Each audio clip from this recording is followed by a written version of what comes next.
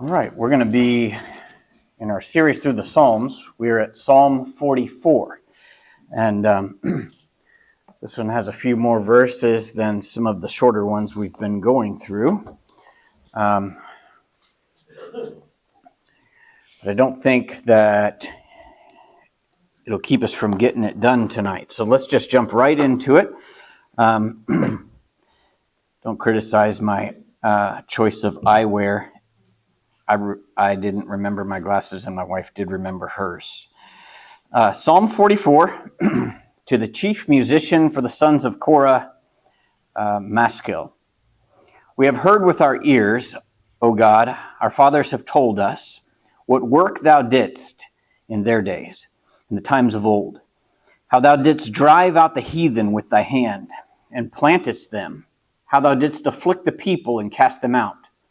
For they got not the land in possession by their own sword, neither did their own arm save them, but thy right hand and thine arm, and the light of thy countenance, because thou hadst a favor unto them. Thou art my king, O God. Command deliverance for Jacob. Through thee we will push down our enemies. Through thy name we will tread them under that rise up against us. For I will not trust in my bow, neither shall my sword save me. But thou hast saved us from our enemies, and hast put them to shame that hated us. In God we boast all the day long, and praise thy name forever. Selah. But thou hast cast off, and put us to shame, and goest not forth with our armies. Thou makest us to turn back from the enemy, and they which hate us spoil for themselves.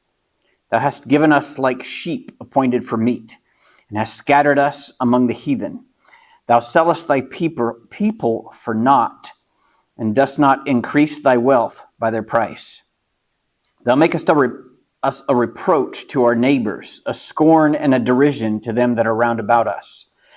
Thou makest us a byword among the heathen, a shaking of the head among the people. My confusion is continually before me, and the shame of my face hath covered me. For the voice of him that reproacheth and blasphemeth by reason of the enemy and avenger. All this is come upon us, yet have we not forgotten thee. Neither have we dealt falsely in thy covenant. Our heart is not turned back, neither have our steps declined from thy way. Though thou hast sore broken us in the place of dragons, and covered us with the shadow of death, if we have forgotten the name of our God, or stretched out our hands to a strange God, shall not God search this out? For he knoweth the secrets of the heart. Yea, for thy sake are we killed all the day long. We are counted as sheep for the slaughter. Awake, why sleepest thou, O Lord? Arise, cast us not off forever. Wherefore hidest thou thy face, and forgettest our affliction and our oppression? For our soul is bowed down to the dust. Our belly cleaveth unto the earth. Arise for our help, and redeem us for thy mercy's sake.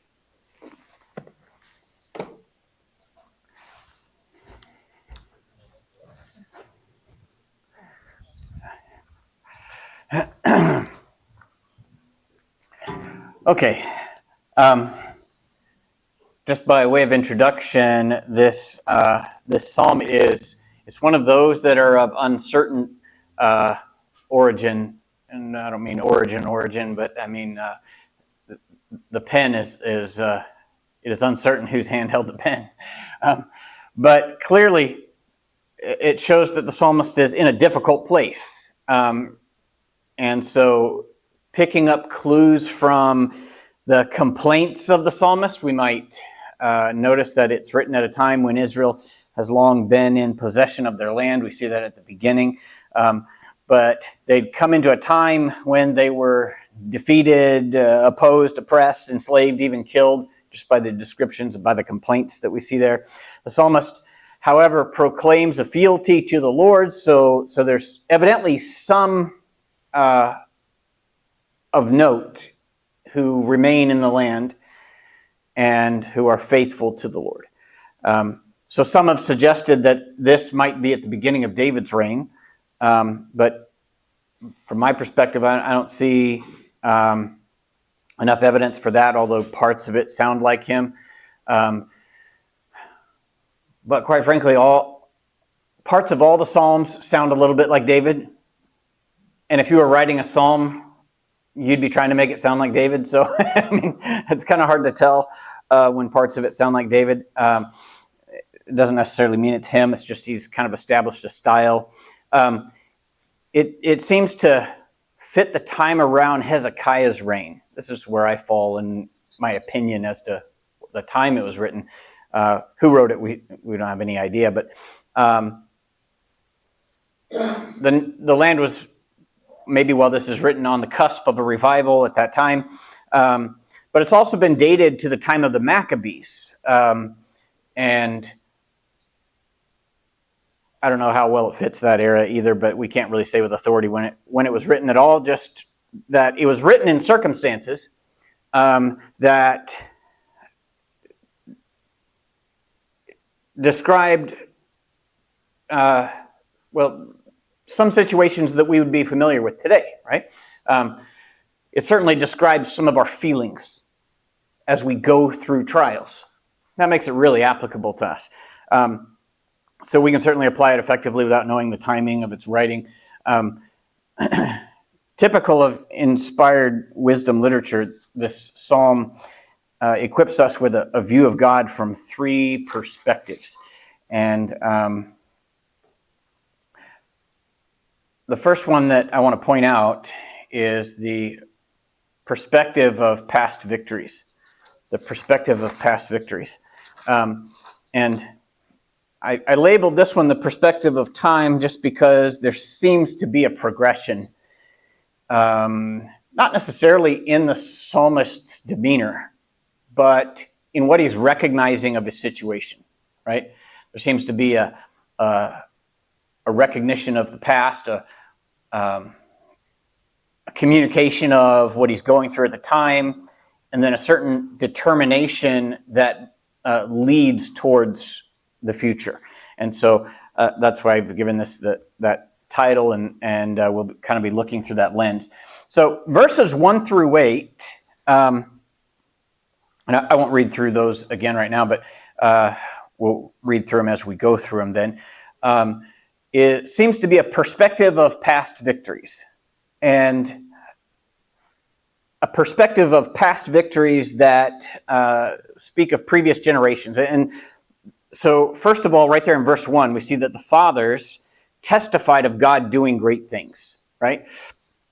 So the psalmist recognizes that in the past, in the heritage of Israel, his ancestors, the fathers, testified of God doing great things. And so that's the beginning. It's the acknowledgement of God's work in previous generations. We've heard with our ears, O God, our fathers have told us what work thou didst in their days, in the times of old. I think we can recognize this, that what God has done in the past is a firm foundation for the present and for the future. What other people do in the past may not be, right? Because people are fickle, right? We might do one thing and then never do that again. And so God, on the other hand, he doesn't change.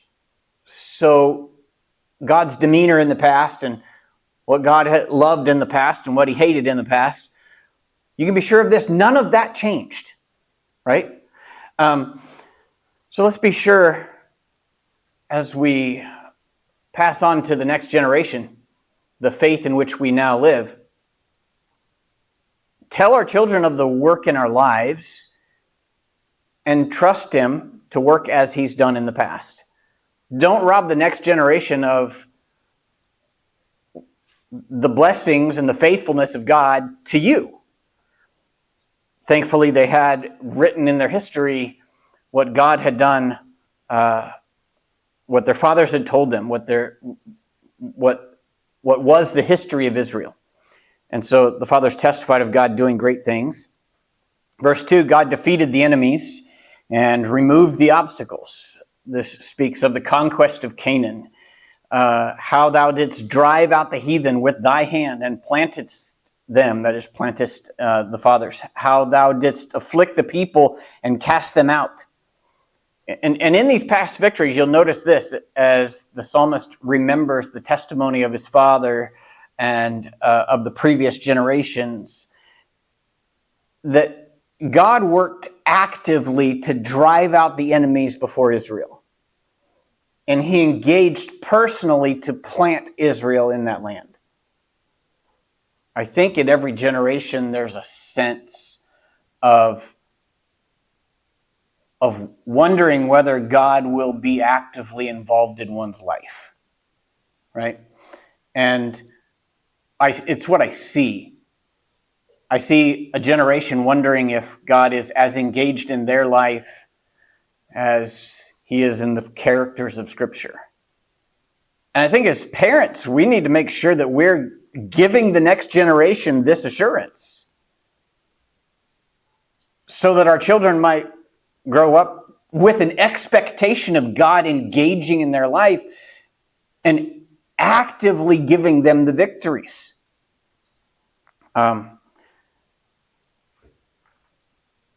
Verse 3 is God's power and favor won the battles.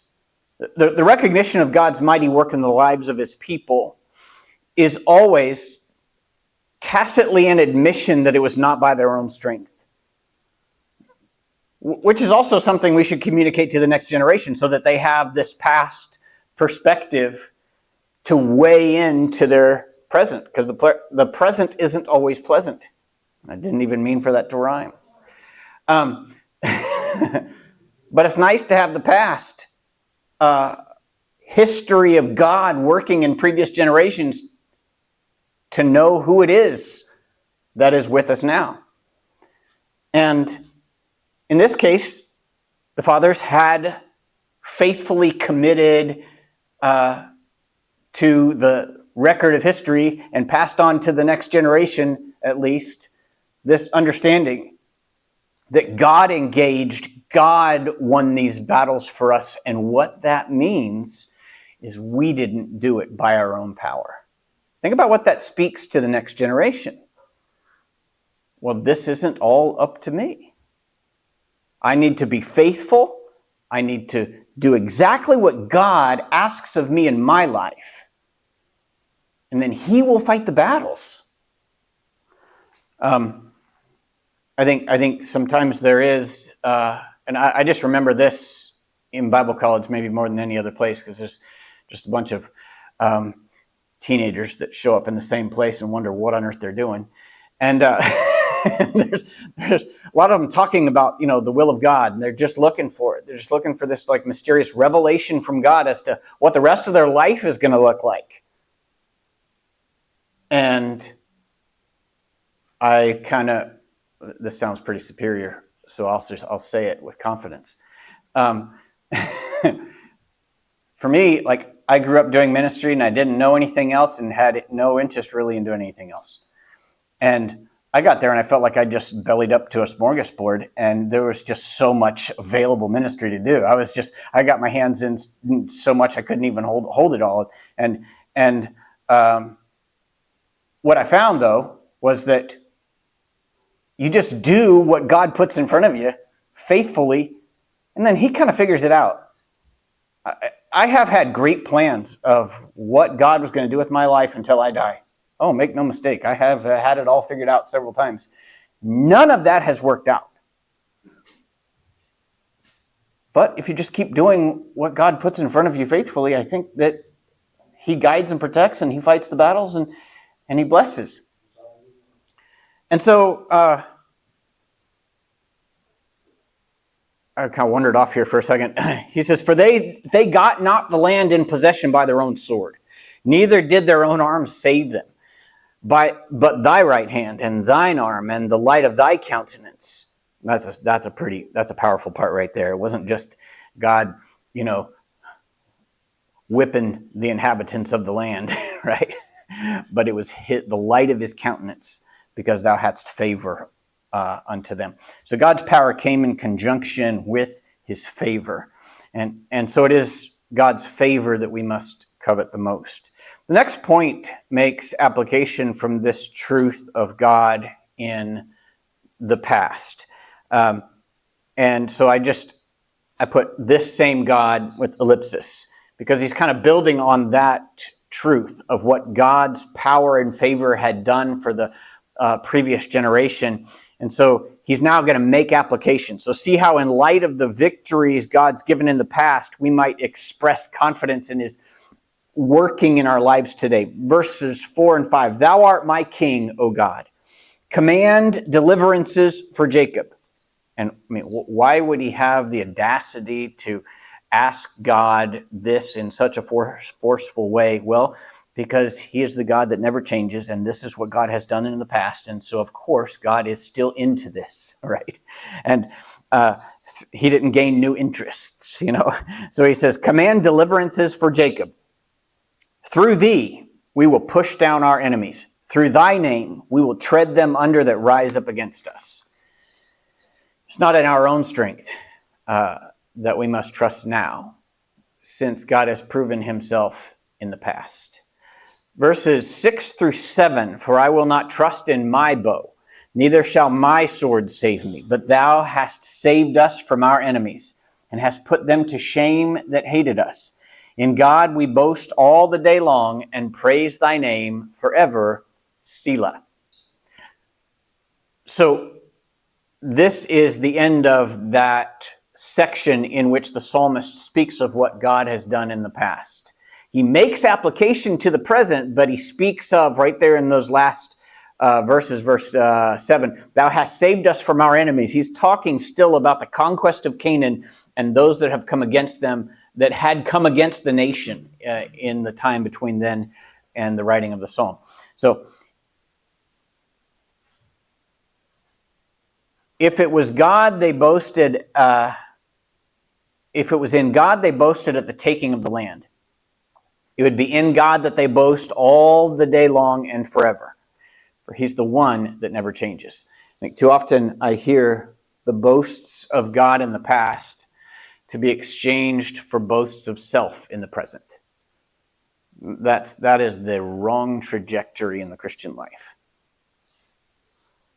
If you can boast of God doing great things for you in the past, don't think that it is up to you in the present. Make sure that you're expecting to boast of God in the present as well, and in the future. All of this said, it's not the greatest of situations in which this psalm is written. It's pretty victorious up to this point, but then that was the past. And not everything is pleasant. And the present perspective is that of trial. And that's the perspective of present trials. We'll pick up in verse 19 verse 9, sorry. We'll pick up in verse 9 and we'll see that verse 9 expresses God's casting off, presumably casting them off. And this may be a reality for a brief time, because again, we're looking at perspective here. The perspective of the past is maybe the clearest perspective they have. Their perspective of the present, no one has a really good perspective of the present. So he's just telling us how it seems to him, right? And he's telling God how it seems to him. And so he says, but thou hast cast off and put us to shame, and goest not forth with our armies. So this is the feelings of the psalmist. As we've often found, the psalmist expresses feelings that aren't necessarily true, as he discovers by the end of the psalm, right? And we'll see this very clearly in a little bit. But I want to leave everything on the table that might possibly be true. And it might possibly be true that God had cast off part of Israel for a time, right? As he said he would at certain times. So I've worded it as we know, at least to be true, that it seems God is not with us, right? It seems God is not with us. And regardless of how we might perceive the reasons behind our exile or our defeat or our loneliness or whatever trial it is we're going through, we would do well to recognize that it is within God's power to provide victory in our battles. So if you're losing, you should at least ask him to help you win, right? And there's a recognition here that the power to win the victory is in God's hands. And we're not winning, so we must be cast off. That's his feeling anyway. Because there's no amount of personal ability or expended energy that can overcome in the circumstance of God working against you. That brings us to verses 10 through 11, in which he says, that, in which I've summarized it this way: it seems God is working against us. It seems God is working against us. Thou makest us to turn back from the enemy, and they which hate us spoil for themselves. Thou hast given us like sheep appointed for meat, and hast scattered us among the heathen. So this seems to reference the beginning, at least, of exile, right? And there may be times in your life when everything that should work doesn't work. When every easy victory somehow turns into a terrible loss. We should at least consider the possibility that God is working against us. I mean, who wants to consider that possibility, right? But he literally says, at times, I am working against you. And why would you work against somebody? Right? Is it because you hate them? I'll tell you this. When my kids were really small and they wanted to run into the street, guess who was working against them? I was, right? And that's because I was smarter than them, right? And because I loved them. You think God's a little bit smarter than us? You think he might work against us at times? Sure, he might. You think he just is all about giving us what we want? Well, not the God of the Bible, right? But it's what's best for us, that's for sure. So anyway, but he's expressing this, that it seems that God is working against him. And so I think we should at least consider the possibility that God is working against us. And then understanding that, if God's working against us, well, then we're doing something wrong, right? And so then we might figure out what it is that we might do to live in his favor if that favor seems to be lacking. And sometimes it is, right? You find yourself kind of doing things the wrong way. I had a friend in ministry once that kind of changed his place of ministry and stopped doing what he was doing. And I said, so what went down there? He said, well, you know what? When you're not doing what you're supposed to be doing, God doesn't bless. Oh, okay. Well, that was a pretty mature thing to say. But we ought to be able to recognize that on occasion, that God works against us when the place we're going isn't good for him or us, right? The next expression of despair speaks of the evidence of God not caring. And so this is where I established the pattern of beginning my points with "it seems," because God does care, right? And so, but he's expressing that it seems to him that God does not care. The specific evidence of this feeling of the psalmist is that it seems to him that God doesn't seem to have gotten anything in return for having cast them off and into the hands of their enemies. He says, thou sellest thy people for naught, and dost not increase thy wealth by their price. And here's where we might make the observation that the accusation here, I mean, if we may call it that, seems almost like an accusation against God, doesn't it? It's clearly couched in a metaphor. And it levies quite the allegation against God. The idea is that God has sold his people, and he sold them cheaply, right? I mean, sometimes you can think of why someone did something that is hurtful, and you can see they might get something out of it. They had maybe a certain pressure or something, or either a pressure or a profit. And then you might at least understand, okay, well, that was more important to them. The psalmist here is looking at the situation from his limited perspective in the present, which that's when you can't see, that's when you see the least, right? Because you are right in the thick of it. And you should always remember that. And what it looks like to him is that God doesn't care. He didn't just sell us off to our enemies. He didn't even ask for much. That's the accusation he's making. But in our limited perspective during a trial, it may seem to us that God doesn't care. From this peak of anguish, the psalmist continues, and he focuses on the reproach and the shame in the presence of the heathen.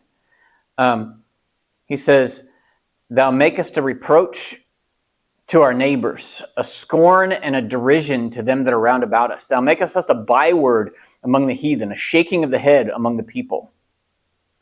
So then, it seems here that he's saying we're ashamed of our trials. He's speaking specifically of this price that they're paying, that is this shame and the reproach before others, and the specter of looking foolish in front of others as an evident result of God's disfavor. This is what the psalmist is communicating, right? He feels like God is not caring about them in their situation. He's certainly not showing it to them. And he's bringing to God the price that he's paying for this lack of favor from God, that he's ashamed of the trial that they're going through. And that's quite the specter, to look foolish in front of others. And it seemed to him to be an evident result of God's disfavor. And that is confusing to the person who's suffering. And suffering can often cause confusion, right? Because you're in the present and you don't understand what's going on. And it helps to be able to look back on it maybe years down the road and say, oh, that's what was going on. But still, it's pretty hard in the present. And this is what the psalmist communicates next. He says, "My confusion is continually before me, and the shame of my face hath covered me. For the voice of him that reproacheth and blasphemeth by reason of the enemy and avenger." The hate of the enemies of God and the spite of them for his followers can be disconcerting especially to the most sensitive person. And this can be confusing. And we might ask, well, why would doing right cost so much? Why would God allow himself to be so besmirched and blasphemed by those who hate him? And what good is this doing in my life? And from the present, that can be pretty confusing because, again, it's in the present you have the least amount of perspective. and so this can be confusing. This is what he expresses in verses 15 and 16. Then finally, the psalmist directs his energies and expression toward the future. And I've called this the perspective of future faithfulness. And I struggled here with referring to this section as the future, but the future tense isn't used. But it does seem that from the perspective of bewailing the present, he's moving next to a more resolved position. And it's a resolved position that's forward-looking. And I'd already said past and present, so I was pretty determined to say future. So first we see the determinations that the psalmist makes in preparation for the future, as I try to establish my wisdom in using that point. We've determined, number one, not to forget God.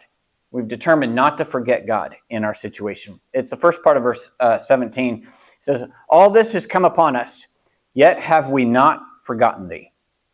So this shows that even though the psalmist doesn't understand what God is doing, he has not forsaken God and he hasn't pushed him out of his mind, which might be in bitterness our reaction to suffering that is confusing to us, is to say, well, fine, if you're not going to make me feel better now, then forget you, I'll work this out on my own. The psalmist says we are not doing that. We have not forgotten thee. We just don't understand. The second part of verse 17, he says, neither have we dealt falsely in thy covenant. So then, not only has he determined not to forget God, because that's a determination you need to make ahead of the trial, right? Don't decide when you get into the trial whether you're going to, abandon your relationship with God or not, right? Decide ahead of time that you're riding with all the way through it. I guarantee you it goes better that way. So he had determined not to forget God, and he determined not to forsake the covenant. Neither have we dealt falsely in thy covenant. The proclamation made here is that they've kept the commitments that they've made to and with God. And this seems to indicate that there's a remnant, as we just kind of glance back at who might have written it. There is a remnant of faithful people still in the land, and as part of the cadre around the psalmist at least, and they are determined to remain faithful. Okay, verse 18, he's also determined not to let our heart be turned away. And so we have determined not to let our heart be turned away. He says our heart is not turned back. The way he describes some of the difficulty that he's going through here in a little bit, but and it is through that great difficulty that his heart is not turned back. And if you've ever done anything extremely, very strenuous, you know that there's a point when your body would give up in a moment if your heart was willing to, right? But you can keep dragging your body along with your heart. If you know, you know, and if you don't, that probably sounds weird. But no, he says our heart is not turned back. This is the determination here is of a consistency and a stability of heart. And then the second part here is how that affects how they're living. He says, we've determined not to step out of the way. He says, neither have our steps declined from thy way. Not only is the determination to not allow our hearts to be turned away, but also to keep their actions in line, in subjection to the Lord. And the circumstances that accompany this determination, they are significant. Look at verse 19. This would be subpoint to maybe not let our heart be turned away and not to step out of the way, but at the very least, that last part of verse 18, just grammatically speaking, verses 19, 20, and 21 lean back on verse 18, just grammatically. So we're determined not to step out of the way, and here's that subpoint, although God has brought us to this low place. It's great when God brings you to a high place, right? He brings you to the high place where you can see what everything meant and and all the great things that might be in the future, and you can see the glory of God, and you can rest in the fact that you got to the top of that high place, and he has brought you to that high place, and you say, I am going on with the Lord, amen. But when he's brought you to the low place and still make the determination, I am not stepping out of the way. That's something. He says, verse 19, though thou hast sore broken us in the place of dragons and covered us with the shadow of death. Now there's the drama that we wanted to see in the poem, right? Oh, dragons. So let's park on dragons for just a second. The word from which dragons is translated, by the way, it means exactly that, and especially in the sense of it referencing a dangerous monster, right? It's Tannin, which is, it's the land form of Tan. And Tan is a word used to refer to a sea serpent or a sea monster, if you will. And so in England, they have one in a big pond there somewhere. So Tan is a sea monster. The word Tan, it actually specifically speaks of being elongated as a monster, right? So that's why it's referred to as like a sea serpent or a whale, is what it would refer to. But Tanain adds the suffix of in. So it simply implies that the similar monster, except it's on the land. And dragon is the right translation. And I point that out because some have thought, well, it can't be dragon because dragons don't exist. So let's think of another kind of monster-y creature. Maybe what was it? A jackal, I think is how. But it just doesn't mean that is the problem. And there isn't anything like a sea jackal. So, sorry. But whether this uses the term metaphorically to represent great trouble or danger, as a dragon represents trouble and great danger, right? In a pretty spectacular way. Or whether it references real dragons from which there would be great trouble and danger really matters little. Whether it's using them metaphorically, speaking of real dragons, or whether it's using them